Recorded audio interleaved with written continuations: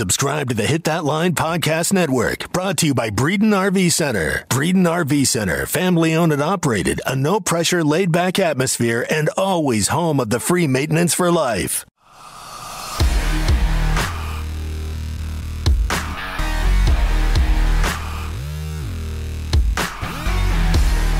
You're listening to the Hog Talk Podcast, part of the Believe and Hit That Line Podcast Network.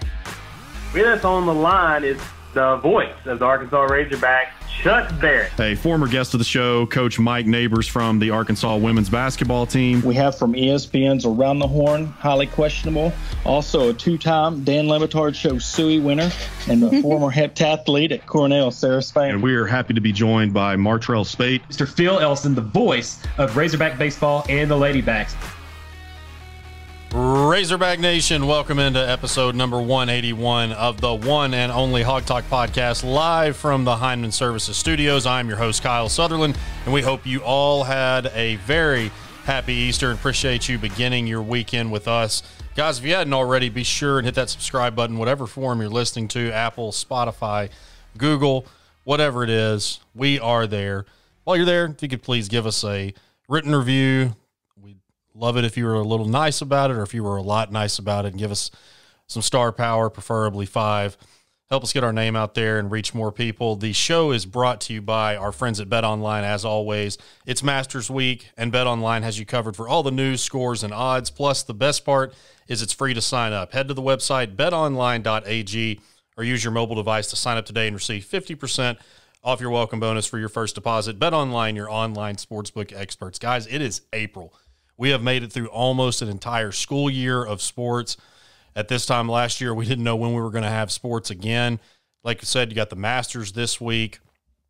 I guess as this drops this evening, that on a Monday, that we will have the college basketball final, which I'll tell you, my bracket is busted like everybody else's, but I feel much better about the way that we played against Baylor, seeing the way that they played against Houston. They are just really tough to stop. I thought that Gonzaga, however you want to pronounce it. I thought that they were going to not necessarily run through this tournament, but I thought for sure that they are the team to be the first undefeated team since, the 76 Indiana team. And I'm not so sure that they're not going to do it, but this Baylor team is just loaded on all levels. And not to say that Gonzaga isn't. Jalen Suggs with that incredible shot and that amazing game with UCLA right there had his Kobe moment where he got up on the table right after it happened.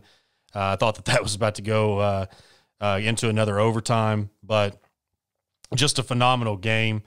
And, just been a great tournament overall. And it's that much sweeter, the fact that we get to have it after not having it last year. And, we just talk about it every week, how we're so much more thankful, seeing as what we got and what we have, and that we have things back to somewhat normalcy. So it's just really great to see. We're going to get into a little spring practice, plus recap baseball and softball's continued success. They're both just on a complete roll. It's like a broken record with them every week. Both squads doing some amazing work. And in our final segment, Fox Sports analyst Aaron Torres is going to join the show to do a basketball recap of the season. Always love getting his insight. And, guys, speaking of spring, one of the things that we all love to do is fish. Now, this time of year in Arkansas, it's baseball and it's fishing when we get a chance to. And it's one of our favorite hobbies with all the lakes and rivers that we are fortunate to have in Arkansas. And the fine folks at Monster Bass have the best new baits from the industry's top brands at affordable prices delivered to your door each month. They handpick the best baits based on where you live and fish, along with providing the top-level customer service. Head over to monsterbass.com and use code HAWG10, HAWG10, to get $10 off your first box. That's monsterbass.com, promo code HAWG10, HAWG10. So getting into some spring practice here, the biggest topic, as expected, is the quarterback competition. Now, there is a lot of options when you look at the roster from top to bottom, when you look all the way down to John Stephen Jones. I know that that Jack Lindsey is out. A couple of other guys have been gone. But, I mean, there's a lot of guys, but it's really coming down, being realistically, to KJ Jefferson and Malik Hornsby. Now, the last time that we knew for sure, or at least that we had a really good feeling of who the starting quarterback was going to be before the 2017 season with Austin Allen. Since then, the 2 years under Chad and the first year under Sam, you had a really good feel. Well, I guess you could say last year that most people knew that Felipe would be the guy. But this is like the year that you really kind of feel like with what you have coming back, with no grad transfers coming in. I know that we brought in a guy, but I'm talking about who is going to be in the quarterback room now, that it's KJ's to lose. I think that KJ showed plenty in the game against Mizzou that he is the guy ready to take that next step and be the starting quarterback. Now, if he just completely bombs in practice, if he doesn't do well, I'm not necessarily talking about spring. You can't really judge a whole lot. In spring, it's really just more about installing things, kind of seeing what you have to set a foundation as you go through the summer, get into fall camp. And I think that most definitely KJ did enough in the Mizzou game to show that he at least deserves to be under center or in the shotgun, depending on what play is called, on September 4th when the Razorbacks open up against Rice. I just believe that in a game against a very respectable Mizzou defense, now I understand that their best player was out pretty much the entire second half, but still a very respectable defense for a Mizzou team that had a 500 record to fight for in Elijah Drinkwitz's first year. Of course, 2 first-year head coaches with Drinkwitz and Sam Pittman squaring off. That he played a great performance. He contributed out of the 48 points. He contributed half of those at 24 with 3 passing touchdowns and a rushing touchdown. That's not anything to take anything away from Malik Hornsby. I'm glad that we have 2 quality guys that are going to be just, you would imagine, a dogfight, not just during the spring, but especially as we get into fall camp, because these are 2 quality guys, 2 former 4-stars.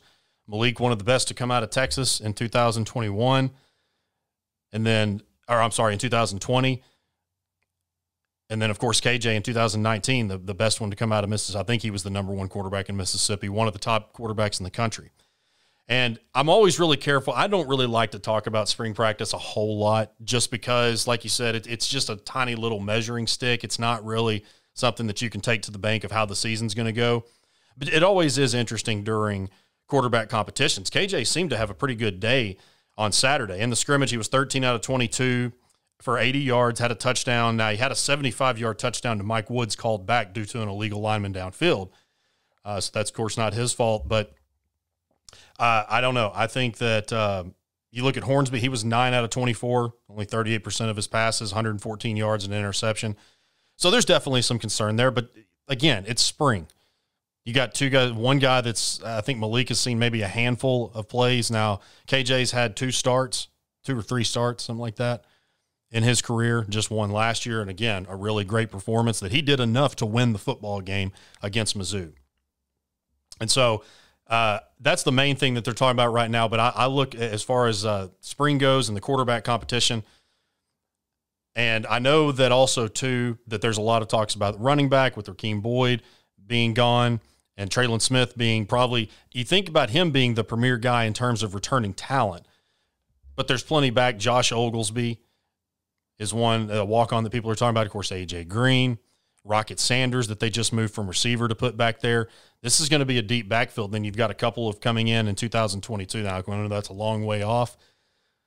But there's going to be a lot of headlines. I know that whenever the spring game is a week from Saturday on April 17th, it's going to be at 2 p.m. Central Time. You can stream it on SEC Network Plus. And we're not going to have a lot of questions answered there, but we're going to find out probably a lot of young talent of guys that could possibly be in the 2 deep.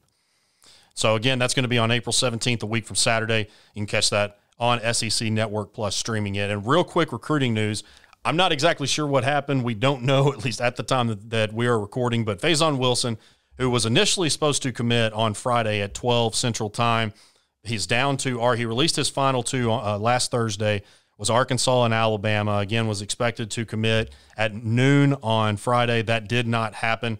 Now, he's a 4-star receiver that, if you missed the Friday show, 4-star receiver out of Lancaster, Texas, 6'4", 210.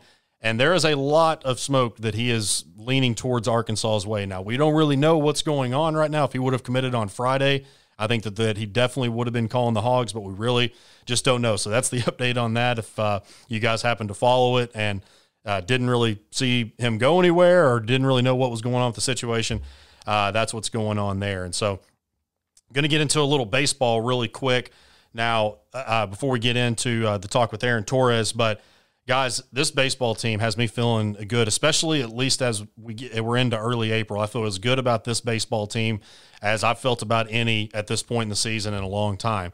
And I know that Kevin, of course, normally has his thoughts. He'll be back on Friday's show. I'm not sure how he is. He was actually there yesterday watching a few of his former pupils that he coached. He was there during the weekend series for, I think it was both Friday and Saturday for the Auburn series, and it was a fight for the Razorbacks. Now, Auburn was able to escape a pitcher's duel on Thursday night in a 2-1 victory. Arkansas had to rally both Friday and Saturday. They won both games 6-5, including going into the 10th inning Saturday after Christian Franklin walked it off. And, outside of Caden Wallace, he was 6 of 11 at the plate and scored 3 runs, had an RBI, got on base from walking twice.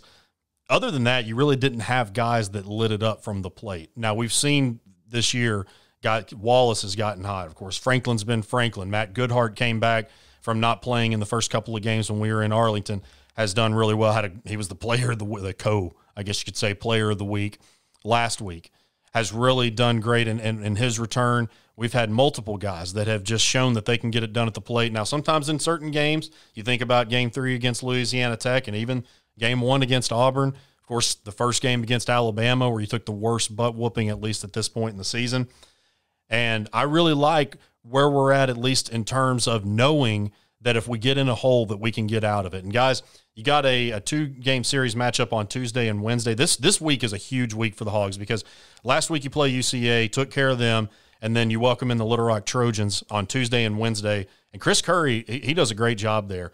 People forget, actually, I don't think that they forget, just 2 years ago around this time, it was early, I think April 2nd, April 3rd, that Little Rock beat the Razorbacks 17-7. Now, it turned out not to really matter because the Razorbacks turned around and went back to the College World Series that season. But this is not going to be just a series that you can roll over. Now, Little Rock is going to want to come in and take care of business. And then you've got the really big matchup, which is going to be a top 5 matchup against Ole Miss this weekend in Oxford, which will determine a lot because you went to Mississippi State and you did exactly what you're supposed to do in a 2-3 matchup.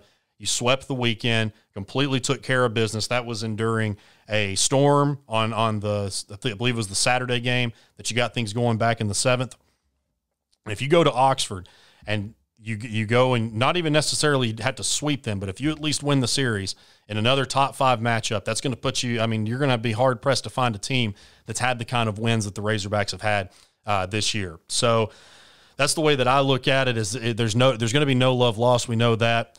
There is one thing that has remained consistent. Now, old school Razorback fans, or if you want to use the more polite term, I guess wiser Razorback fans, they hate Texas.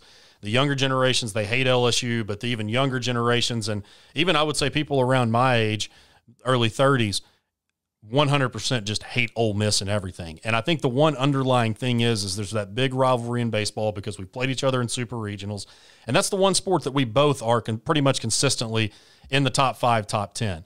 So there's going to be a lot of talk on Twitter. There's going to be a lot of talk on social media in general. There's probably going to be some shade thrown between the players. This is going to be a feisty matchup. And if you go on the road and you do what you just continue to take care of business, whether it's coming back from a deficit or whether it's going off and starting like you did against Game 1 at Mississippi State and you get off to a 3-4 run lead in the first inning.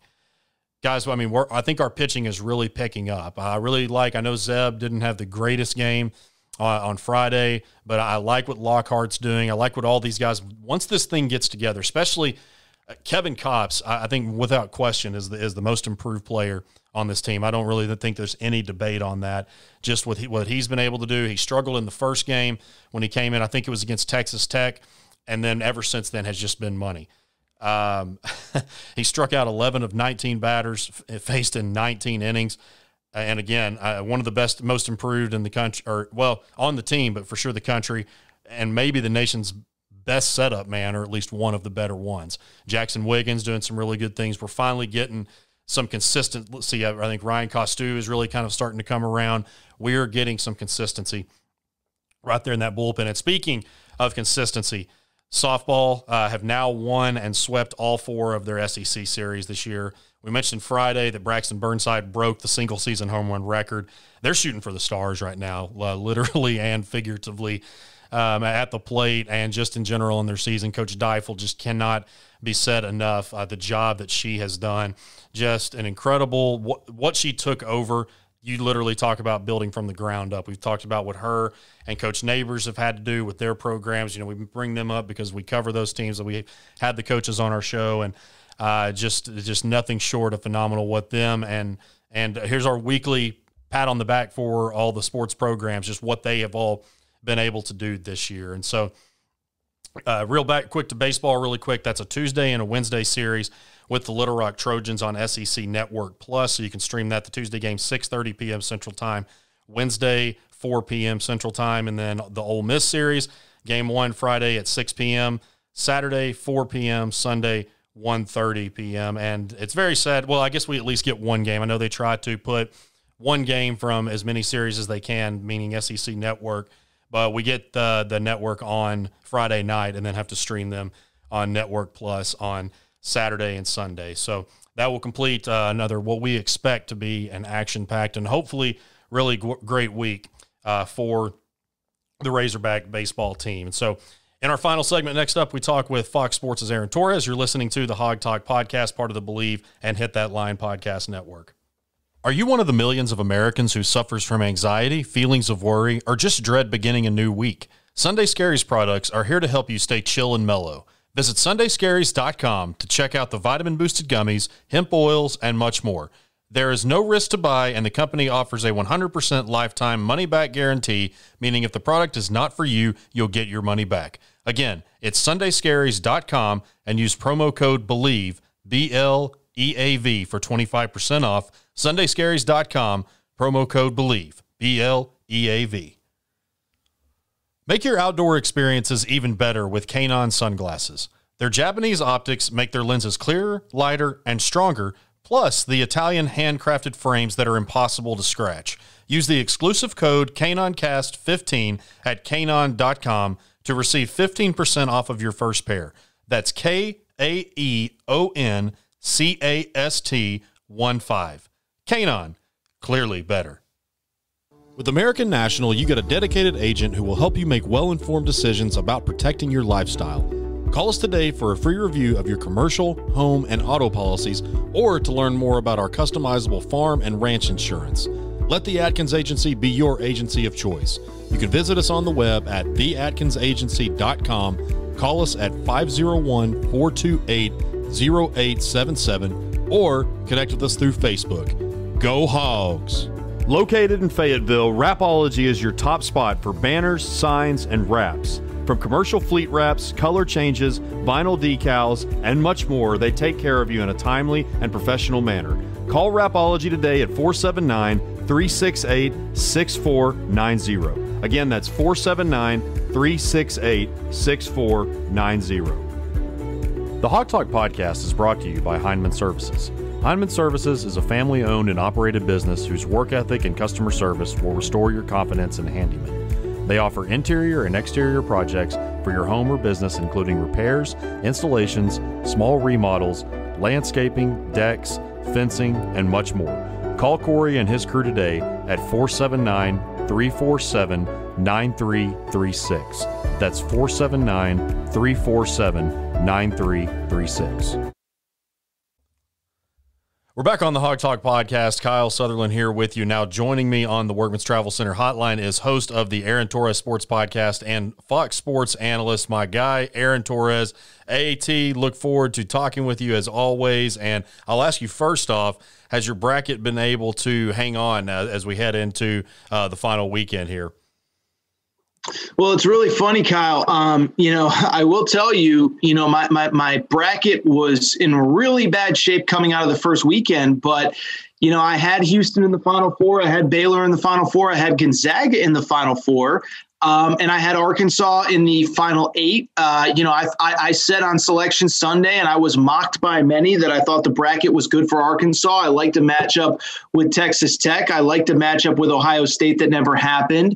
So listen, I live in LA. I can't lie. I did not see the USC UCLA thing coming, but as weird as it sounds, so now I'm in a little bit of a pickle here, Kyle, because, I ran this bracket pool and, I don't think I'm going to win it, but I don't think it's inconceivable. And I can't give myself first prize in my own bracket pool. Can I?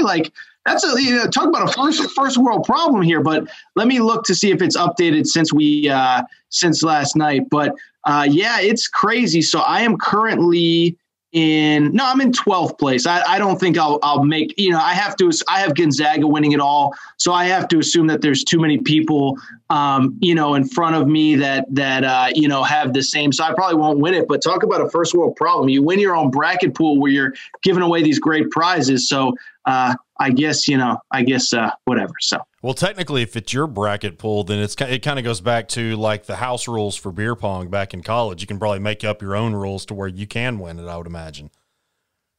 Well, it's really funny because, if I won it, I will tell you straight up, like I would just give the prize to the second, third winner. The two top prizes were pretty sweet, but I will tell you, my wife was in pretty good shape to win it. Now, she's one of these, She's a doll. She's a peach. How do I say this? But, she just picks literally every higher seeded team. And so, I think Michigan losing the other day really hurt her because she did have Michigan and Illinois in the Final Four. But that was a big thing. She's like, maybe not 10 days ago, but probably about, 72 hours ago. Well, you're going to give me the gift card if I win. Right. And I'm like, yeah, you still got to win this thing. But yeah, so there was almost turmoil in the Torres house because she was in pretty good shape to win it. But now, she did have Michigan in the Final Four, so I do think them losing probably cost her a little bit last night. So that's one fire I won't have to put out, Kyle, I guess is what I'm trying to say. Well, and with you living in L.A., I wanted to ask you, I can imagine that you probably were not quite as shocked as most of us, like, for instance, here in Arkansas. I know that a lot of us really never stayed up late and watched the Pac-12 games or really just didn't pay attention to the Pac-12 a whole lot. And they have had the best performance as an entire conference in the tournament. Are you more surprised with how well they did or how disappointing the Big Ten was? First of all, Kyle, I'll say this, and by the way, we can talk as much Arkansas as you want. I know your fans probably want to mostly talk Arkansas, but I'll say, I think the two stories are intertwined, and it was really interesting because going into the Elite Eight where USC and UCLA and Oregon State were all there, I had a couple people ask me like, okay, if none of these Pac-12 teams make it, but let's also on the flip side say that Michigan had made it, would you say that it's a success for the Big Ten because they got a Final Four team? And, I think it was a colossal failure. I'll say this, and Kyle, so I'm a big, I'm not an analytics guy. I think analytics play an important role. I think we have now let analytics, take over everything and make decisions for us. And I don't like that. And I think to me, it's clear that this net thing is broken, the net thing that we use to determine seeding and everything, because, first of all, I get it. It was a weird year. There's no out of conference games, all that stuff. But when one conference repeatedly overachieves relative to its seed, Oregon, the Pac-12, Oregon, USC, UCLA, and one conference underachieves, the Big Ten, I don't know how you can say that this net metric that we're using, that we are now leaning on so heavily to determine and seed teams, is working. And so, it's one of those things, Kyle, where I don't have all the answers. And, that's one of the things about me. And I think anybody that listens to my work, who follows my work, knows I'm not one of these that likes to complain about everything without having an answer. But I think we really have to really take a strong look at how we evaluate these NCAA tournament teams. And the example I've used really quick, and I'll throw it back to you, Oregon finished the regular season. So coming out of the Pac-12 tournament, they were the Pac-12 regular season champ and 20-6 overall, okay? If Kansas was 20-6 overall and the Big 12 regular season champ, we would have been talking about them as a number one seed. If Duke was 20-6 and the ACC champ, we would have been talking about them as a number one seed. Oregon has that resume and is a 7 seed. And I think it goes without saying they outperformed that seed line. But one, it's not fair to Oregon. Two, it's not fair to the team that they ultimately beat, which of course was Iowa in the second round of the tournament. And so this is all a long-winded way of me saying I think the committee just completely whiffed on the Pac-12. And I do hope that we kind of look at this net ranking stuff, because I think it's pretty clear that whatever we thought it was supposed to do, it did not actually do this year.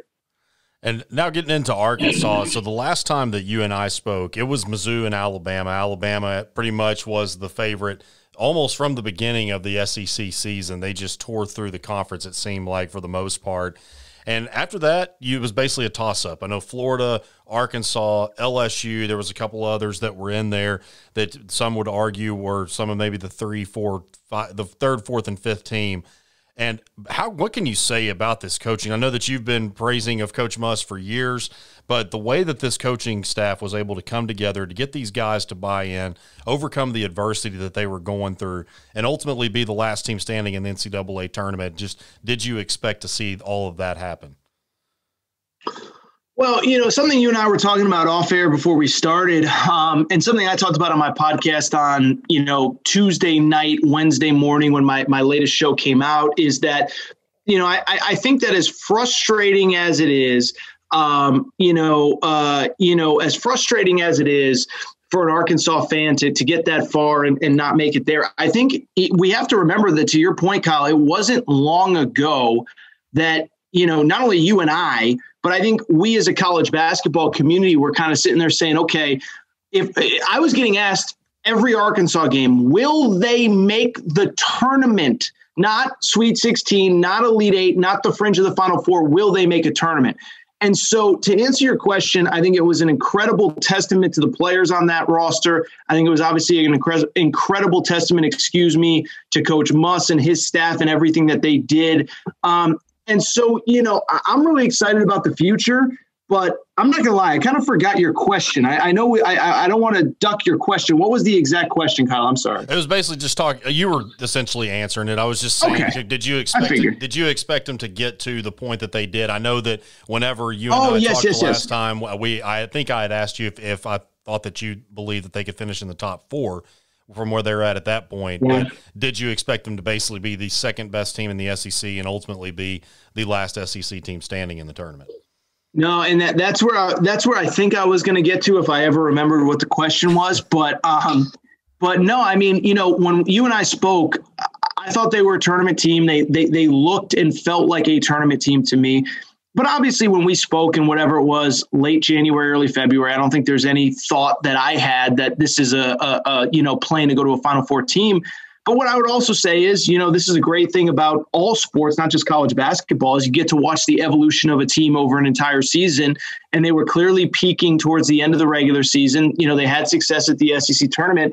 And, one thing, I'm not saying I'm right on all my predictions. I'm not even saying I'm right on some of my predictions. I'm probably right on more, I'm more wrong than I am right.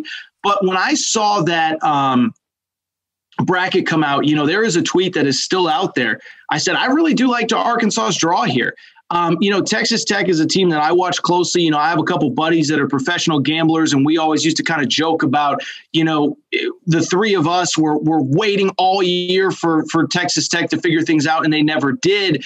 And so I'm just bringing this all up to say that, I saw the draw and I said, I think Arkansas matches up well with Texas Tech. I thought they matched up well with Ohio State in a game that obviously never happened.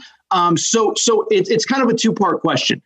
Or two-part answer, I should say, is I would have been surprised if you had, certainly if you had asked me, late January, early February when we recorded last, if I thought Arkansas would be the last SEC team standing, I would have said you're crazy.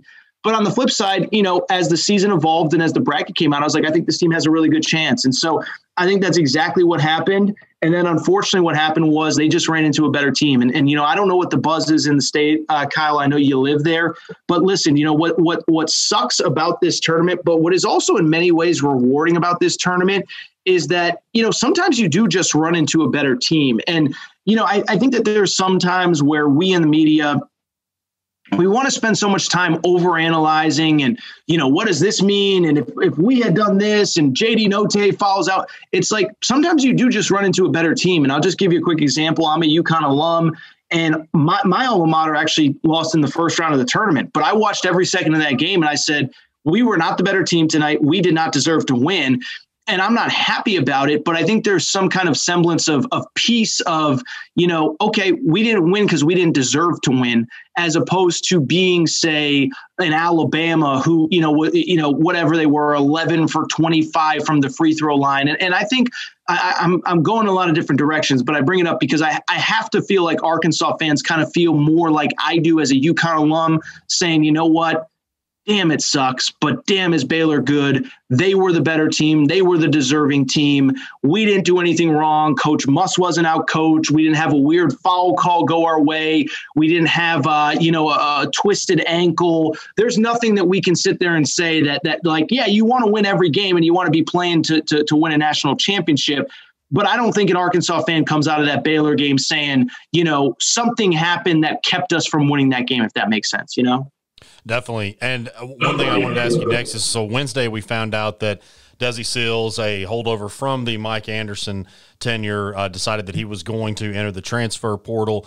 We don't believe that that's going to be the last one. Now, at the time that we're recording, of course, things could happen at the drop of a hat, especially with the way that the transfer portal is, which we'll get there in a second. But Connor Vanover's one that you're really going to pay attention to, because there were times this season that he really seemed like he was finding his way. Then you get into the NCAA tournament. Now, he didn't play a whole lot in the SEC tournament, then saw 4 total minutes against Colgate and then no more in the rest of the 3 games.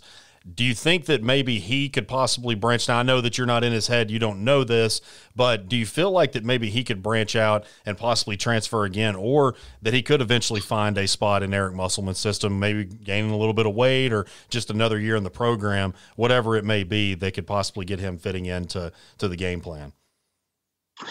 Yeah, first of all, it's really funny because, I just kind of put out a tweet in passing when I saw that Desi was leaving. And listen, I know that all Arkansas fans are really, bummed that he's leaving. But obviously, look, obviously his role changed as Devo Davis emerged. And let's be honest, Coach Muss isn't going to rest in the transfer portal. But it was funny because I had somebody, I said something about, the offseason upheaval begins at Arkansas, and I had one fan say, is one player leaving an upheaval? And I'm like, so you claim you're an Arkansas fan, but do you think Desi Seals is the only player that's going to come and go from this roster the entire offseason? Well, you're speculating, Torres. I mean, I am, but am I really? I mean, Eric Musselman has a track record of 4, 5, 6 years now. He's not afraid to completely flip a roster. I'm not saying that he will, but I think there's a lot of, there's going to be a lot of changes over the next 3, 4, 5 weeks. And, let's be honest. I mean, you and I, when we do this next, whether it's in late April, early May, June, July, the start of the season, whatever it is, it's going to look like a different roster. And so to answer your question, Connor Vanover is another player that I've heard as well. I don't know all the dynamics. Obviously, it would be his second transfer. He already sat out a year. I don't know what him and his family, if they're keen on, being a role player next year, having to potentially sit out again, having to start over fresh again. I don't know what him and his family want. But I will also say that very naturally, I mean, he is kind of a guy that you kind of look at and say, I don't know, I'm not going to accuse the coaching staff of forcing him out or vice versa. But, I also just think, like, let's be honest, we know where basketball is going. The 7-foot center, 7'3" center, even when that guy can hit an open jumper, it's just hard to play a guy like Connor Vanover. And so he's one that, I don't ever do. And it's really funny, right? Because, I was talking to somebody about this the other day in college basketball, but we work in the media and we get, tips all the time about this guy's thinking about leaving or this guy's thinking about going pro. I'm just the type of person, I don't ever put stuff out there until it's official. I would never, speculate on who will hit the portal because it's not fair to them. It's not fair to their family. Maybe a player is willing to take a smaller role to stay at the state school. Maybe a player does want a bigger role, even if they're the starter or the 5th man or whatever. It's really funny. I was talking to a really, prominent head coach on Wednesday afternoon. And he said to me, he goes, it's tough because, you look at your team and the 4th man wants to be the number 1 guy. It used to be the 8th, 9th, 10th guy transferred. But now, the 3rd and 4th guy want to be the 1 and 2 guy. And if they don't see a path to doing it, they might end up in the portal. And so I only bring it up, Kyle, to say, I don't know what Connor Vanover's end game is. Maybe he wants to be a Hog. Maybe that this is his dream. Maybe he's willing to take a smaller role. But I will also say, based on how he was used late, it does kind of make sense for him to be a logical guy that could potentially be pursuing other options this offseason. And as we both know, Coach Muss uses the transfer portal religiously. He's going to do it this year just like he always does. And you've got guys like Xavier Pinson that Razorback fans really have their eyes on. Of course, we've played him quite a few times against Missouri. And I think as of right now, the rumors are that it's Auburn and Arkansas that seem to be his top two. That seems to be the speculation at least. But then also the entire Florida roster, it seems like, has put their names in. But that's just to name a few there. Yeah, you said it was funny. It cracked me up, but it's true. It's 100% true. You're not telling a lie, man. You're not telling a lie. Yeah, there's like 4 or 5 of me. So basically an entire starting lineup essentially. But I'm actually scrolling it right now as we're looking through this, and it seems to get longer and longer every single year, regardless of what sport it is. But what kind of chaos do you – I know, and again, like I said a second ago, it's still extremely early. We're not even quite to the end of the season yet, but – how much chaos do you see in the transfer portal with the way that things are in a COVID year compared to the way that they normally are? Well, I see chaos chaos in, Kyle Sutherland on Dixon Street on a Friday night with Baker Mayfield kind of chaos. That's the kind of chaos that I see. No, what I'll say is a couple things is, first of all, I will tell you this.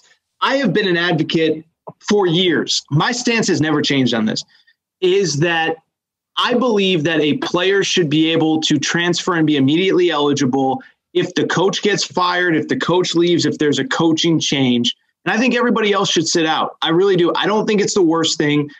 I'll give you an example, and Arkansas fans know this well. Davion Mitchell, who I think you could argue has been the best player in the NCAA tournament, he sat out for a year when he got to Baylor after he transferred from Auburn. And I don't think it's hurt him too much. And so I bring it up because I laugh at, I see so many media members that for years have been, player rights, they should be able to do whatever they want. And I'm not saying that I want any, 17, 18, 19-year-old kid to be put in a bad situation or be taken advantage of, whatever. But I also think I've never been college athletes have it as bad as most people say. And so my stance has been pretty much the same, but I do think it's funny that we're now seeing, media members that for years, players should be allowed to leave and transfer if they want. They're now complaining about how crazy the transfer portal is. And it's like, well, guess what? When you basically tell someone you can do whatever the heck you want, those people are going to do whatever the heck you want. And Kyle, I'll take it a step further. I'll use another Kyle Sutherland example. Your beautiful lady that you live with and you love and you adore, if she says, hey, I'll tell you what, you go out on Dixon Street Friday night, you do whatever you want. You don't have to tell me there's no repercussions. Maybe you're a great guy, Kyle, and you say, you know what? I'll just stay in on Friday night and we can watch The Notebook and have a great time. But maybe you go to Dixon Street because she kind of told you, like, hey, there's no repercussions, And so that's where the transfer portal is right now. The players, there is no repercussion to just putting in your name to gauging interest. And so I think it's a number of variables that have led to this record number of players entering the portal.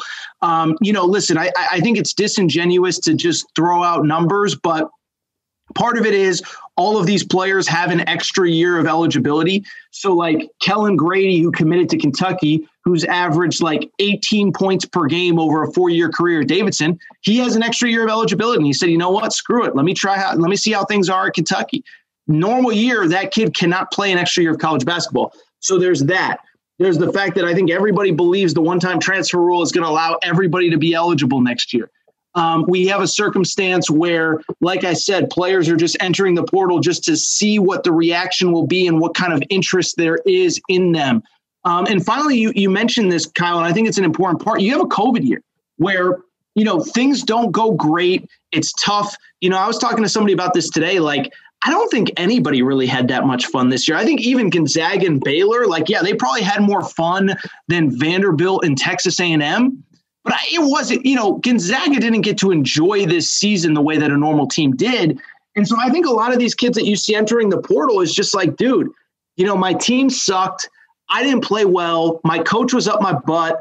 I had no getaway. I couldn't hang out with my girlfriend. I couldn't go to parties. I wasn't playing in front of 20,000 people. Like, I'll just give you an example. A Michigan State point guard, Rocket Watts, entered the portal. And, I don't want to speculate, but I've been told part of it is I think it just really sucked to play at Michigan State this year. We know how tough Tom Izzo is on his players. You're not winning at the level you're expected to win at Michigan State, so people are on your butt from that regard. You don't have an outlet. And so he's like, dude, I just don't want to be here. And so I think all of those factors have led to this insane portal. I know I'm just talking like 12 straight minutes with no stop here, but I think all of those factors have led to this just insane portal that we're seeing.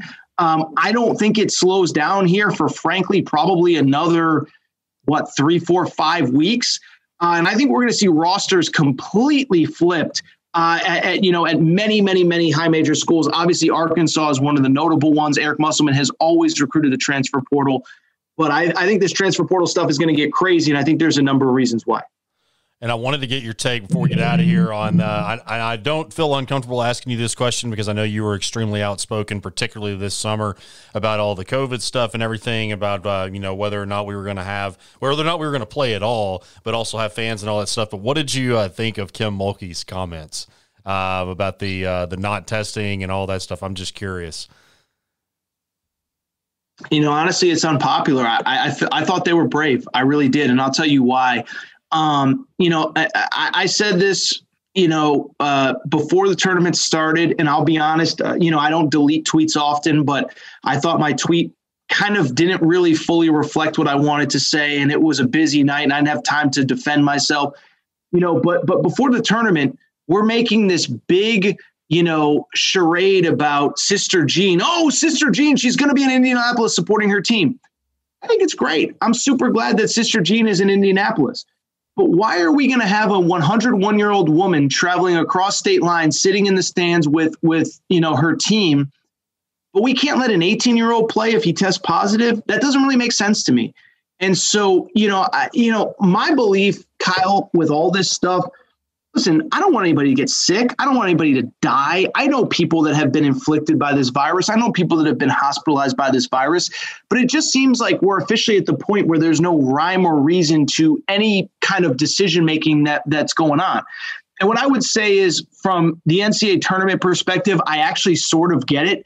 These policies were put in place in September, October, November, when the world was a much different place, when there was no vaccine. I mean, we're now at the point where I don't know what it's like in Arkansas, but in most places, the people that need the vaccine are able to get it. But beyond that, we're at a point where just about anybody that wants the vaccine can get it. And so, I just sit there and say, we don't have very much proof that there's on-court transmission, there's on-field transmission in football or baseball or lacrosse or golf or whatever.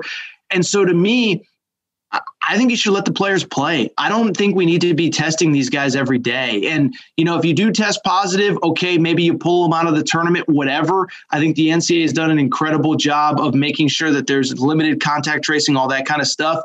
But I'm not going to lie. If Davion Mitchell tests positive tomorrow at Baylor, I don't think that it's a health threat to just let him play in the Final Four on Saturday. Maybe that's an unpopular opinion. Maybe you and I will both get some tweets from me saying that. But I give Kim Mulkey credit because, what I find, Kyle, covering college sports, there's a select few that can really say how that. Let me backtrack, and I'm rambling, but let me backtrack with the transfer stuff. Okay, if you polled coaches in college basketball about the transfer stuff, I would guess about 99% would say it's out of control. We should not have a one-time transfer rule. The problem is nobody can say that publicly because you'll get crushed and you won't be able to recruit. If Eric Musselman said, I don't believe that players should be immediately eligible, you know who's going to use that against him? John Calipari, Rick Barnes, Nate Oates, Penny Hardaway, everybody in that region. I'm not saying that's Coach Musselman's opinion. I'm just saying that's how it would be perceived. And so there's a very select few coaches in football, in men's basketball, and in women's basketball that can actually say how the general consensus feels. And I feel like Kim Mulkey really feels like this is what needed to be said on behalf of her sport. And I actually give her a lot of credit for it because, if Nate Oates says that he gets crushed, right? He got crushed for saying it when he criticized Coach K. But if Coach K says it, it carries weight. And Kim Mulkey is one of the few people in women's basketball, her voice carries weight. And so I actually thought it was pretty brave of her to make those comments. I really did, Kyle. No, I thought you hit the nail right on the head. I think that it's pretty spot on. And I mean, I think you've been pretty spot on throughout the entire thing. I mean, you've definitely not made it. You haven't made light of it, but at the same time, you've also made a point of exactly why we should be playing and why. And it just shows that now that we have played pretty much entire seasons of football and almost basketball now, that these policies have worked. And it definitely has had its moments, but overall, I think you were spot on. Well, thank you, man. And dude, it's so funny because there's so many people that off the record will tell you stuff. But like, let's just go back to those Nate Oates comments. I mean, and I haven't talked to Coach Oates about this, but for people who don't remember, essentially Coach K was saying, well, we should postpone this season until May. Well, Kyle, we're down to 4 teams. This tournament's been awesome. And I mean, in theory, would it have been awesome to have full stands in May? Maybe, but would we have had full stands? I mean, Indianapolis is a beautiful city. They got the Indianapolis 500. I don't know if people are showing up on a Tuesday to watch Arkansas Colgate. I don't know, And so, Nate Oates' comments were basically like, for the mental health of our players, for the physical health of our players, we need to keep playing games. And so, for people that are new to my work or listening to me for the first time, I've never said this isn't a serious virus. All I said was, everything in life is a push-pull, risk-reward type deal. And and the other thing too about college basketball, really quick, and I promise I'll wrap. These college basketball players, they're the only ones that had their season taken away from them last year. Obviously, the NBA was different, the NFL, Major League Baseball. College basketball did not crown a champion in 2020. And so to take away last season from them, to take away 2021 potentially, it just wasn't fair. And the players know the risk. And Kyle, I know you're super plugged in. You know what these players had to go through. You know the limitations on what they can do and where they can go. And let's be honest. I mean, most of these players, even in the tournament, they couldn't really leave their hotel room except, I know Arkansas went to the zoo one day, whoop-de freaking do. It's been a tough year for everybody. And canceling things and hiding under the covers was never the answer. The opt-out was always an option. Everybody got the extra year of eligibility. Coaches could opt out if they wanted to. And so, yeah, man, I've rambled long enough. I've stolen enough of your airtime, but it's just like, just damn, man. It's just, it's just unbelievable. Yeah, I wonder if Coach K, if he would have had a few more wins in the column there, if he would have been saying the things that he was saying. But, it is what it is. What it is. Well, listen, I didn't know I was doing an interview with Nate Oates, but that was what Nate Oates said. And I think he was on something. I think it's easy, and let's use some parallels from football. Jim Harbaugh fought harder for the season than anybody in the Big Ten. Scott Frost fought harder for the season than anybody in the Big Ten. Jim Harbaugh didn't play an Ohio State-Michigan game. And part of it was because they were fighting for the season in August, and all of a sudden they're 3 and, whatever, 2 and whatever, or 1 and whatever. I don't remember what Michigan was. But all of a sudden those guys aren't as excited to show up at the facility at 6 a.m. to get their daily testing. And all of a sudden, maybe, you do hit that party. Maybe you do go, meet up with your friends that aren't in athletics. And so, I think Coach K was dealing with some of that at Duke is I got a bunch of freshmen. I don't know if they're really invested. My team isn't very good. It's always easier to be invested when you're having success. Again, we talked about Michigan State a minute ago. The flip side is Gonzaga. The flip side is Baylor. But the opposite is Duke basketball, Michigan football, Tennessee football. I don't think it's a coincidence that at the end of football season, the programs that were really struggling, that were not living up to the expectations in the preseason, were the ones that were having trouble fielding a team. I mean, Vanderbilt basically couldn't put, 22 guys on the field, 11 on offense and 11 on defense, because by the end of the year, their players were like, screw this. My coach is getting fired. We suck. I don't want to do this.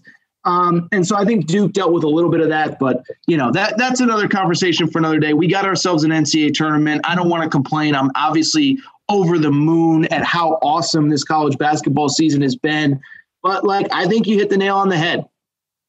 I think Coach K's opinion is a lot different if he is, 11-1 in late December when he made those comments, as opposed to 5-6 or whatever it was. Well, hey, and we've gotten a college basketball season, and now we're to your favorite time of the year, college baseball. I know that's what you.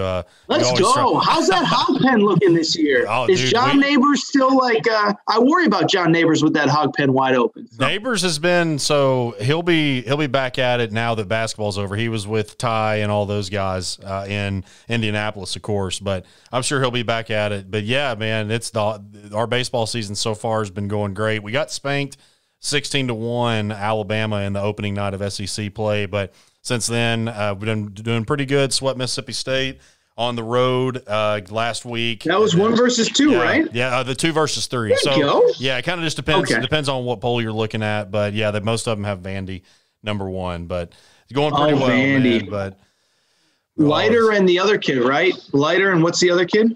So Kumar Rocker. Tracy, Kumar Rocker. Yeah. Mr. No-hitter, yeah. He'll be the #1 overall pick. He's incredible. So, well, AT, my man. Well, always. At least Vandy's good in something. Congrats to them. Yes. They don't suck in everything. That's incredible. Absolutely. But, man, it's always good talking with you as always. Appreciate you coming on, doing a basketball recap that we did get to have a season, man. Like you said, it's just always good stuff. But AT, appreciate you, man. Have a good one. We'll talk to you down the road.